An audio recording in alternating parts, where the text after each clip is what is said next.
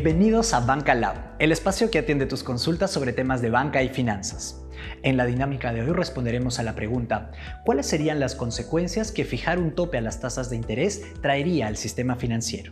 En primer lugar, podríamos decir que la aplicación de límites a las tasas de interés generarían efectos negativos. ¿Por qué? En el costo de crédito, la tasa de interés se suele determinar según la capacidad de pago del deudor.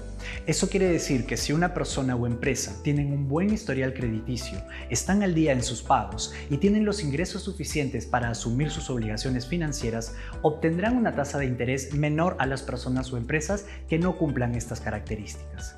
Cuando hay libertad de tasas, a mejor historial crediticio, menor tasa.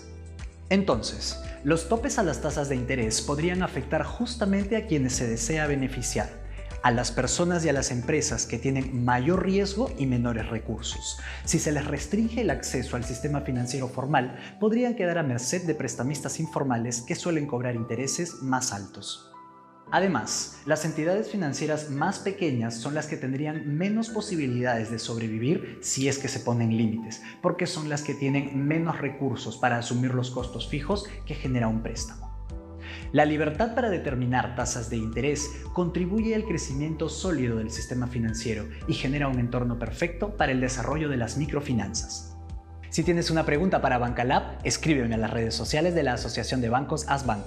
Gracias y hasta la próxima.